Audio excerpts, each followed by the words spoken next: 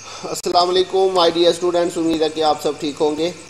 आज बच्चों lecture number 30 है हमारा बीकॉम 1 फाइनेंशियल अकाउंटिंग चैप्टर। बच्चों हम पढ़ रहे थे adjustments and there effects on final account. आज के लेक्चर में बच्चों हम एक्सरसाइज नंबर 31 सॉल्व करेंगे इंशाल्लाह। तो कह रहा from the following trial balance of Ahmed trading prepare trading and profit and loss account for the year ended 31 December 2020 and balance sheet as at that date after taking into consideration the given adjustments, drawings, machinery, opening stock, purchases, capital, sale, return by customer। सब जो return by customer cell return का ही नाम है। ये cell return मैंने वैसे ही आगे लिख दिया, ये पेपर में बस इतना ही लिखा होगा रिटर्न बाय कस्टमर। तो ये हमारी सेल रिटर्न है और रिटर्न टू सप्लायर ये हमारी परचेज रिटर्न है। ठीक है, रिटर्न टू सप्लायर या रिटर्न टू वेंडर। इसके अलावा बच्चों salaries, printing and stationery, apprentice fee received, ये मैंने आपको बताया था। हम किसी को कोई ट्रेनिंग करवाती हैं उसके बदले उससे जो फीस वगैरह लेती हैं, ये अप्रेंटिस फी हमारे पास इनकम में आएगा। फी रिसीव्ड है बच्चों।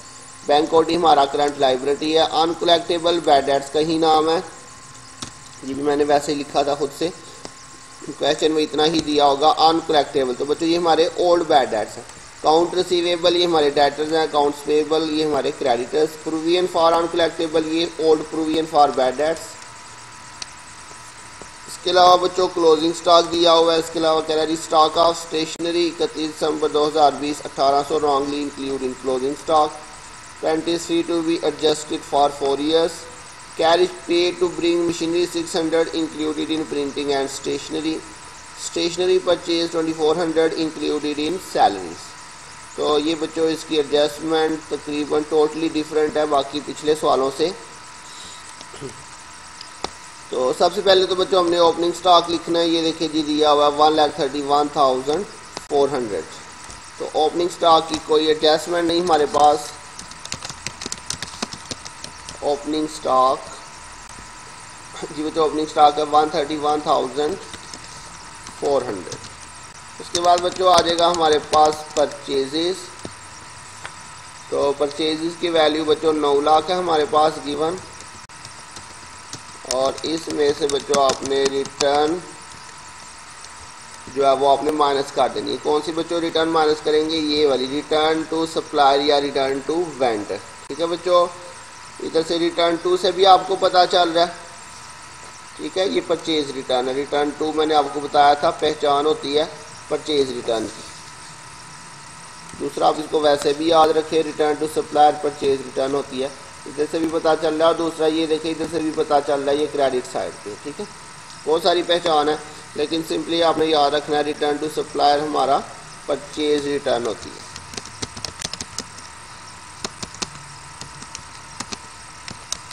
तो 17,100 बच्चों ये हमारे पास परचेज रिटर्न आ जाएगी। माइनस करेंगे इसमें से। उसके बाद डायरेक्ट एक्सपेंसेस। डायरेक्ट एक्सपेंसेस बच्चों उसने मुझे लगता है कोई भी हमें नहीं दिया हुआ। ठीक हो गया। इसके बाद बच्चों दूसरी साइड पे आ जाए, आपके पास आ जाएगा सेल। सेल है जी 10,71,000। ये आ जाएगा बच्चों आपके पास सेल 10,71,000।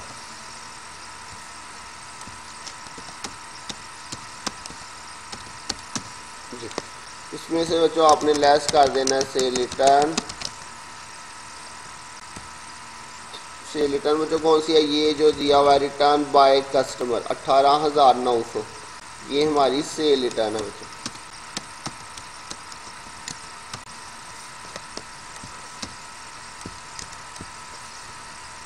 इसके अलावा बच्चों क्लोजिंग स्टॉक आएगा हमारे पास, लेकिन क्लोजिंग स्टॉक में एडजस्टमेंट भी है।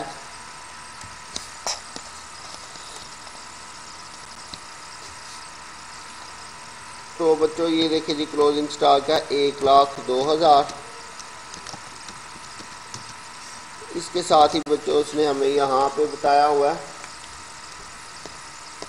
Stock of stationery 31 December 2020 for 1,800 wrongly included in closing stock. तो बच्चों ये कह रहा है जी हमारे पास स्टॉक ऑफ स्टेशनरी है 1800 रुपया जो कि हमने गलती से क्लोजिंग स्टॉक में इंक्लूड कर दिया। अच्छा बच्चों, ये हमारे पास एक नई किस्म की एडजस्टमेंट है।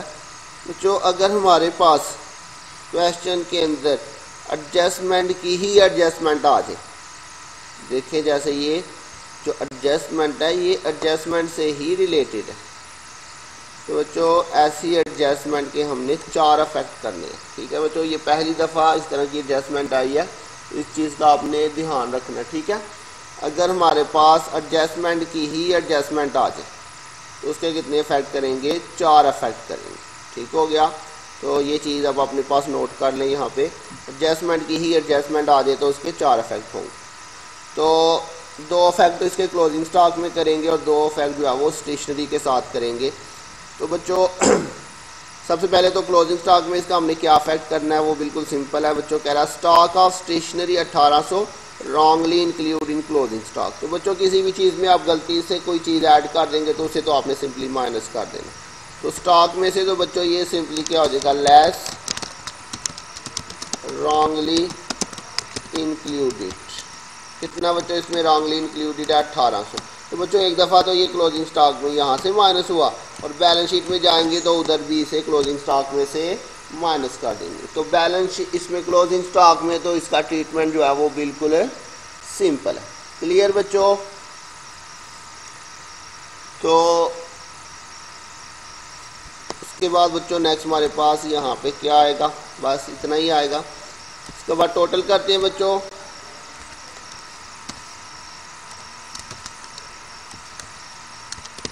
ये क्रेडिट साइड का टोटल आ गया बच्चों। उसके बाद डेबिट साइड पे ये हमारे पास 2 ही वैल्यूज़ हैं, तो क्रेडिट साइड का ही टोटल जो है वो ज़्यादा आ रहा है हमारे पास। ये हमारे पास बच्चों क्रेडिट साइड बढ़िया आ रही है, तो इसी का टोटल दोनों साइड पे आ जाएगा हमारे पास।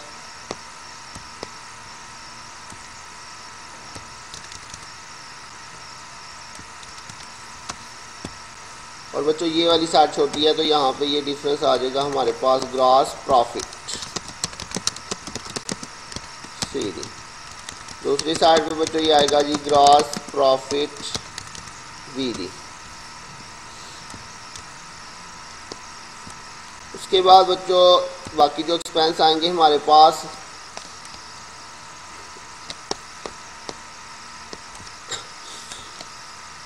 इसमें हमारे पास बच्चों सबसे पहले क्या आ रहा है जी, सैलरीज।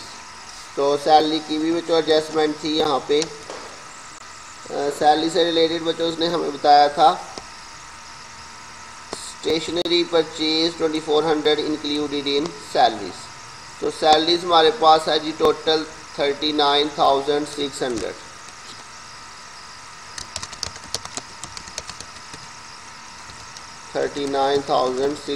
और इसमें बच्चों उसने हमें बताया हुआ है एडजस्टमेंट के अंदर stationery purchase 2400 included in salaries. बच्चों इसमें से भी क्या करेंगे, लेस रॉन्गली इंक्लूडेड। जो भी चीज़ बच्चों हमने गलती से कोई ऐड की हुई है किसी भी चीज़ के अंदर, उसे आपने सिंपली बच्चों क्या कर देना है, माइनस कर देना। तो ये स्टेशनरी में से क्या हो जाएगा बच्चों, माइनस, सॉरी सैलरीज में से माइनस हो जाएगा और स्टेशनरी में जो है वो जाके प्लस हो जाएगा। ठीक हो गया बच्चों? सैलरीज में से हमने इसे क्या किया, माइनस, और स्टेशनरी में जाके प्लस कर देना। अभी स्टेशनरी लिखेंगे तो वहाँ पे इसको रिकॉर्ड करेंगे। ये बच्चों आ गई स्टेशनरी हमारे पास। तो प्रिंटिंग एंड स्टेशनरी हमारे पास एक्सपेंस है, प्रिंटिंग एंड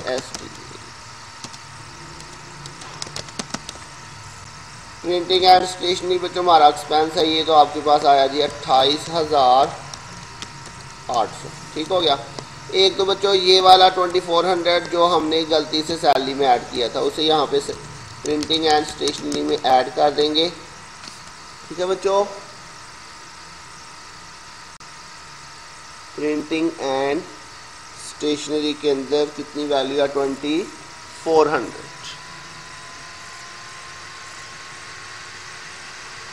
ये आ जाएगा जी रॉन्गली इंक्लूडेड इन सैलरी। ये हमने गलती से किस में ऐड कर दिया था, सैलरी में। कितना बच्चों, 2400।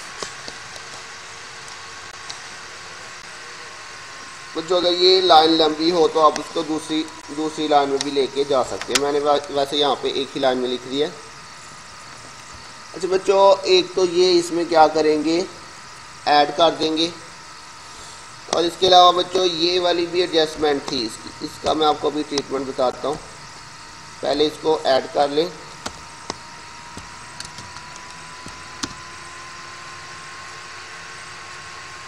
तो जी बच्चों ये हमने ऐड किया। अब इसको ऐड करने के बाद ये जो आपके पास 1800 बच्चों मैंने आपको बताया ना, अगर एडजस्टमेंट के अंदर एडजस्टमेंट आ जाए तो उसके 4 इफेक्ट करेंगे। अब ये देखें, इसके 2 इफेक्ट तो जो है वो क्लोजिंग स्टॉक के साथ होंगे। उसने कहा हुआ कि रॉन्गली इंक्लूड हो गया क्लोजिंग स्टॉक में। तो एक दफ़ा तो हमने यहाँ पे इसे क्लोजिंग स्टॉक में से माइनस किया, और एक दफ़ा बैलेंस शीट में जाएंगे तो वहाँ पर भी आपने क्लोजिंग स्टॉक में से इसे माइनस कर दें। 2 इफेक्ट ये हो गए। अब 2 इफेक्ट इसके स्टेशनरी के साथ क्या होंगे। तो बच्चों ये देखें जी, ये स्टॉक ऑफ स्टेशनरी है। क्या चीज़ है जी, stock of stationery. Stock of stationery का मतलब है कि ये अनयूज्ड है। ठीक है बच्चों, देखिए जी, स्टॉक ऑफ स्टेशनरी मतलब इतना स्टॉक हमारे पास जो है वो बच गया हुआ स्टेशनरी का। तो बच्चों इसको दूसरे वर्ड में अगर हम देखें तो ये अनयूज स्टेशनरी है। क्या चीज़ है बच्चों, अनयूज स्टेशनरी। तो बच्चों कोई भी जो है वो अनयूज होता है, वो आपको याद है क्या था, प्रीपेड का ही नाम था, मैंने बताया था। तो स्टॉक ऑफ स्टेशनरी मतलब जो हमारे पास अनयूज स्टेशनरी है। तो ये दूसरे वर्ड्स में जो है वो अनयूज्ड स्टेशनरी है। तो अनयूज प्रीपेड का ही नाम था, याद है आपको। प्रीपेड को हम क्या करते थे, लेस करते थे और बैलेंस शीट में जाके करंट एसेट्स में लिखते हैं। ठीक है, तो क्या करेंगे, एक दफ़ा तो इसे यहाँ पे लेस कर देंगे, लेस स्टॉक, या आप जो है वो सिंपली इसको स्टॉक लिख लेते हैं। कितना बच्चों इसमें आएगा जी, 1800। ठीक है, ये वाला। तो ये इसमें से माइनस करके आपके पास इधर आ जाएगा। और दूसरा फैक्ट इसका बैलेंस शीट में कहाँ पे जाके होगा बच्चों, करंट एसेट्स के अंदर, क्योंकि ये अनयूज स्टेशनरी है। तो बैलेंस शीट में करंट एसेट्स में चली जाए। ठीक है, अच्छा जी। इसके अलावा बच्चों हमारे पास है अप्रेंटिस फी रिसीव, ये हमारी इनकम है। तो इससे रिलेटेड भी उसने हमें एडजस्टमेंट नंबर 3 बताई हुई है। तो एक तो हम इसको क्रेडिट साइड पे लिखेंगे,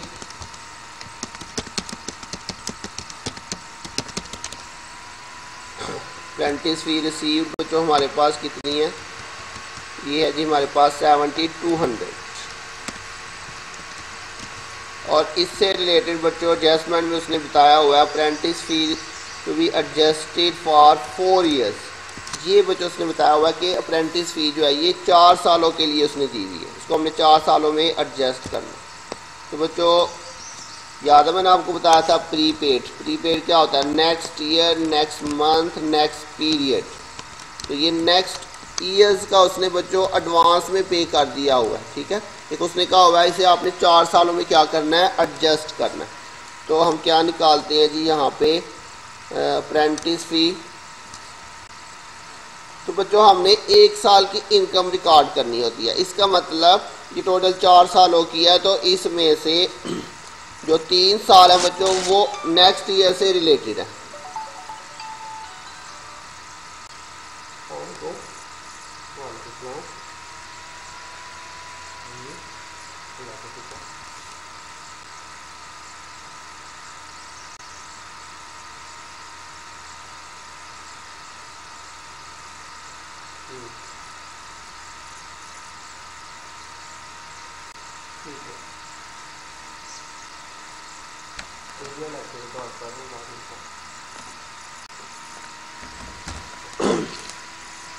तो जी बच्चों इसमें आपने क्या करना है, अप्रेंटिस फी रिसीव, ये आपने उसने आपको कितने सालों के लिए दिया हुआ है, 4 सालों के लिए बच्चों।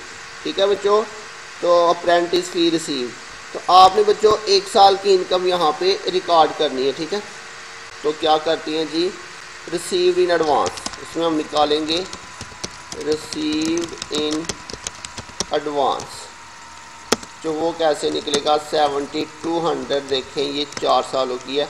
तो इसमें से आपने 3 सालों की जो है वो क्या कर देनी है माइनस। तो 3 सालों की बच्चों कैसे निकालेंगे, 3/4, 4 साल है ना टोटल, तो 3 सालों की। अच्छा बच्चों 3 सालों की क्यों करेंगे, मैंने आपको बताया जितने भी साल बताए होंगे आपने सिर्फ 1 साल की जो है वो इनकम करनी है, बाकी आपने रिसीव्ड इन एडवांस लिख देना, ठीक है। अगर फॉर एग्जांपल उसने कहा होता कि 3 सालों के लिए आपने इसको एडजस्ट करना है, तो फिर क्या करेंगे 2/3, ठीक है। तो आपने बच्चों जितने भी साल बताए होंगे आपने सिर्फ 1 साल जो है उसमें से माइनस कर देना है, बाकी जो आएगा वो आपने रिसीव्ड इन एडवांस लिख देना इस तरह से। तो ये आपके पास 7200 मल्टीप्लाई बाई 3/4, 5400 आपने बच्चों एडवांस में रिसीव कर लिया होगा 3 सालों का। अगले 3 सालों का आपने 5400 एडवांस में रिसीव कर लिया होगा, ठीक है बच्चों। तो क्या करेंगे, इसे लेस कर देंगे। याद है बच्चों रिसीव्ड इन एडवांस अनअर्न्ड का ही नाम था। तो 7200 आपने 4 साल की फीस रिसीव कर ली हुई है, तो 4 सालों में से हमने 1 साल की तो इनकम बना लेनी है, बाकी जितनी भी है वो हमारे पास रिसीव्ड इन एडवांस आ जाएगा 5400 जो अभी हमने कैलकुलेट किया, और इसे माइनस कर देंगे।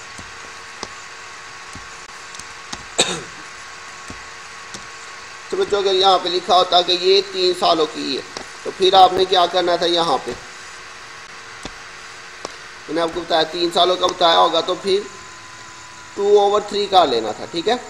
ये आज जितने आपको ईयर्स बताए होंगे उसमें से आपने 1 ईयर माइनस करके बाकी आपने ऊपर लिख देना, ठीक है। अगर 3 साल बताए होंगे तो 3 में से 1 माइनस किया तो 2/3 आ जाएगा, और अगर 2 ईयर्स बताया होगा तो फिर 2 में से 1 माइनस किया तो 1/2 आ जाएगा, ठीक है। तो एक इसमें ये आपके पास नई एडजस्टमेंट थी। इसके अलावा उसने आपको नेक्स्ट बताया हुआ है जी हमारे पास अनकलेक्टेबल बच्चों, ये हमारे ओल्ड बैड डेट्स अब 15,300 इस साइड पे आ जाएगा अनकलेक्टेबल। अनकलेक्टेबल हमारे पास अब 15,300, और इसके अलावा हमारे पास ये बच्चों प्रोविजन फॉर अनकलेक्टेबल 9,000, ये क्रेडिट साइड पे आएगा।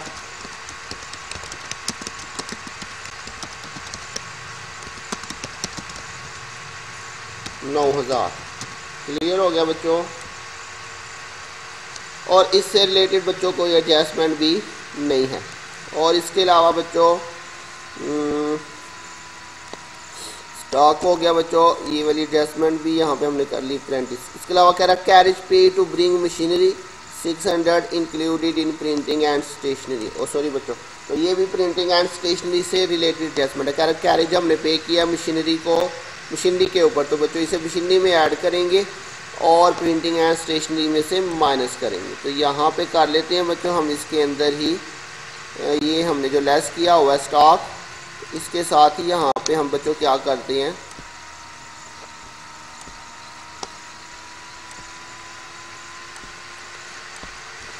इसके साथ ही बच्चों हमने इसे भी लेस कर देना, लेस रॉन्गली इंक्लूडेड। कितना बच्चों हमने स्टेशनरी में गलती से इंक्लूड किया हुआ है 600, ये 600 जो है वो मशीनरी में ऐड होगा बच्चों, ठीक है। ये एडजस्टमेंट हम पहले भी कर चुके हैं। इसमें से अब हमने क्या करना चाहिए, ये दोनों वैल्यूज आपने इसमें से माइनस कर देनी है।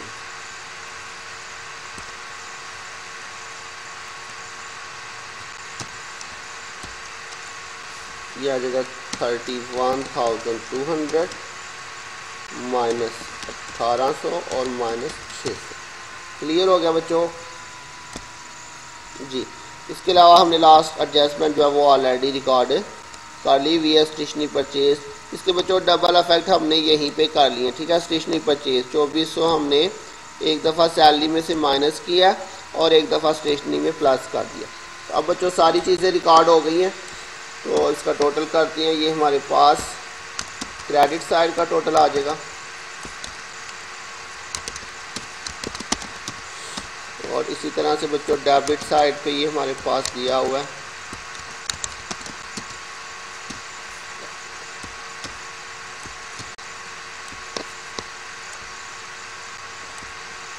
तो ये बच्चों हमारे पास क्रेडिट साइड चूँकि बड़ी है, इसका टोटल दोनों साइड पे आ जाएगा।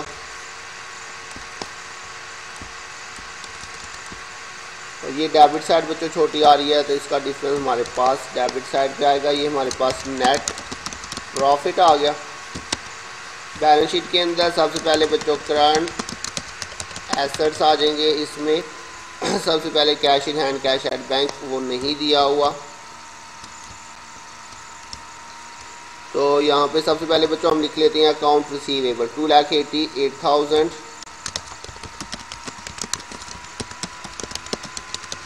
2,88,000। इसमें से कोई एडजस्टमेंट नहीं बच्चों उसने दी हुई। इसके अलावा बच्चों हमारे पास आ जाएगा जी बिल रिसीवेबल, नोट रिसीवेबल, कुछ भी नहीं दिया हुआ। क्लोजिंग स्टॉक आपके पास आ जाएगा, ये बच्चों 1,02,000 क्लोजिंग स्टॉक है। और इसी के अंदर बच्चों ये जो आपने यहाँ पे ऊपर जो है वो क्लोजिंग स्टॉक में से ये माइनस किया था 1,800 रुपया स्टेशनरी का, तो इसको क्लोजिंग स्टॉक का बच्चों डबल इफेक्ट होगा ना, एक दफ़ा यहाँ पे ट्रेडिंग अकाउंट में और एक बैलेंस शीट में, तो दोनों जगह पे आपने इसमें से ये माइनस करना है। यहाँ पर भी आपने माइनस किया और इधर बैलेंस शीट में भी आपने यहाँ पे इसे क्या कर देना, लेस रॉन्गली इंक्लूडेड। ये दोनों जगह पे बच्चों माइनस होगा 1,800।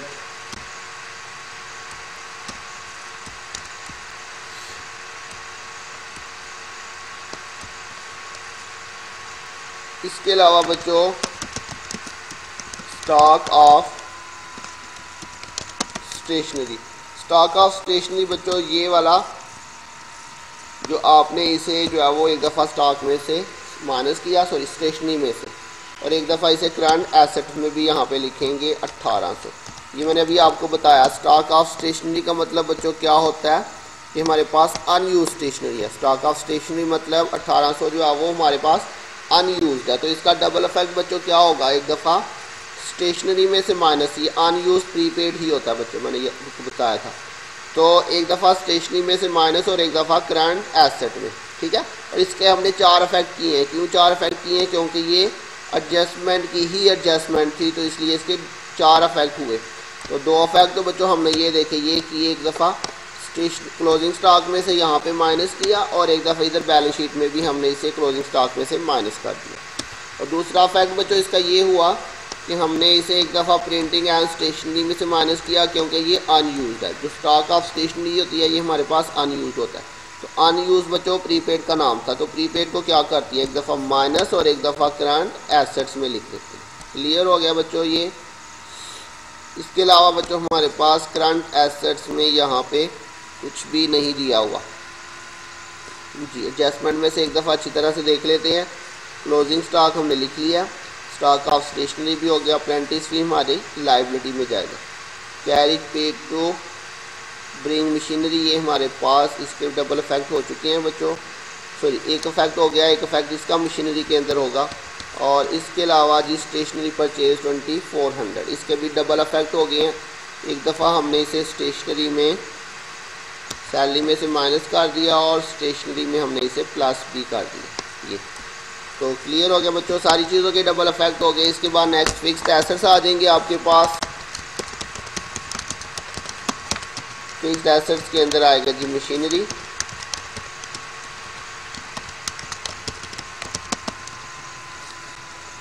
तो मशीनरी की बच्चों वैल्यू यहाँ पे उसने हमें गिवन की है जी 1,03,500।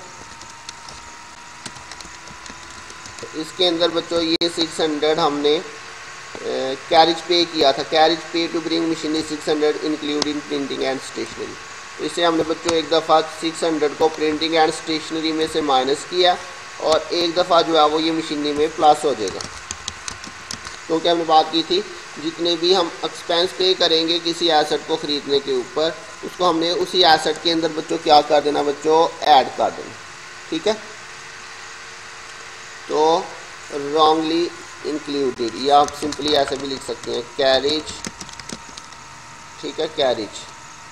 तो कैरिज बच्चों कितना हमारे पास है जी 600, ये आपने इसमें ऐड कर दिया। इसी तरह बच्चों अगर इसकी कोई डेप्रिसिएशन होगी तो आपने इसे ऐड करके उसके ऊपर डेप्रिसिएशन लेनी है। ये मैंने आपको लास्ट क्वेश्चन में भी इस तरह का पॉइंट बताया था, ठीक है। तो इस पर अगर कोई डेप्रिसिएशन होगी तो वो आपने इसमें ऐड करके फिर उसके बाद आपने इसकी डेप्रिसिएशन चार्ज करनी है। तो इसके अलावा बच्चों हमारे पास कोई भी जो है वो फिक्स्ड एसेट नहीं है। दूसरी साइड पे बच्चों हमारे पास करंट लाइबिलिटीज़ के अंदर सबसे पहले ये आएगा जी अकाउंट्स पेबल और बैंक ओवरड्राफ्ट। यह आ जाएगा जी करंट लाइबिलिटीज़ में आएगा जी अकाउंट्स पेबल। अकाउंट्स पेबल है जी 90,000 आपके पास, और इसके अलावा बैंक ओडी आ जाएगा आपके पास।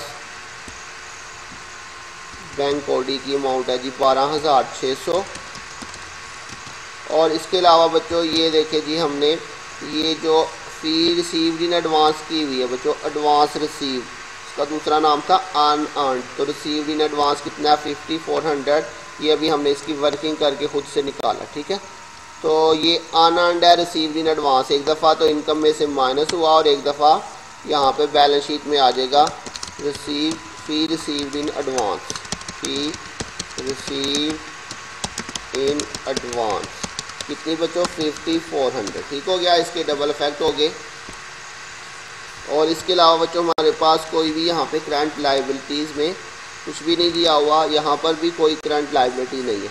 लॉन्ग टर्म लाइबिलिटी बच्चों कोई नहीं दी हुई। उसके बाद आ जाएगा बच्चों ऑनर्स इक्विटी। ऑनर्स इक्विटी के अंदर सबसे पहले तो कैपिटल आएगा हमारे पास।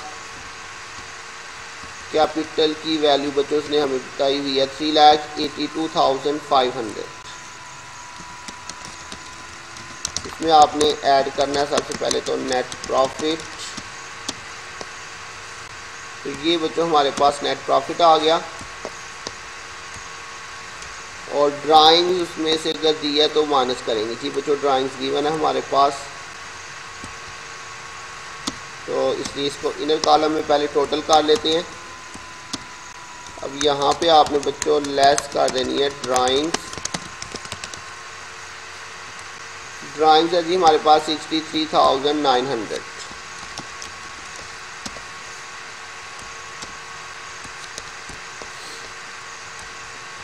एक दफ़ा बच्चों एडजस्टमेंट देख लेते हैं। क्लोजिंग स्टॉक का डबल इफेक्ट हो गया, इसके हमने 4 इफेक्ट कर लिए हैं। इसके भी डबल इफेक्ट हो गए, इसके भी बच्चों डबल इफेक्ट हो गए, और इसके भी डबल इफेक्ट हो गए। तो सारी चीज़ों के हमने डबल इफेक्ट कर लिए बच्चों।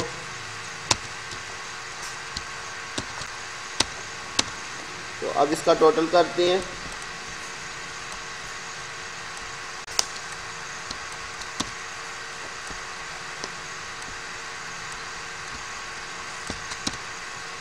तो जी बच्चों दोनों साइड का जो टोटल है वो बिल्कुल सेम आ रहा है। इसका मतलब हमारा क्वेश्चन जो है वो ठीक हो गया। तो ये बच्चों क्वेश्चन बाकी क्वेश्चन से थोड़ा सा डिफरेंट था। तो इसमें जो हमने एडजस्टमेंट्स यूज़ किए हैं वो एडजस्टमेंट्स जो है वो इसमें जो एडजस्टमेंट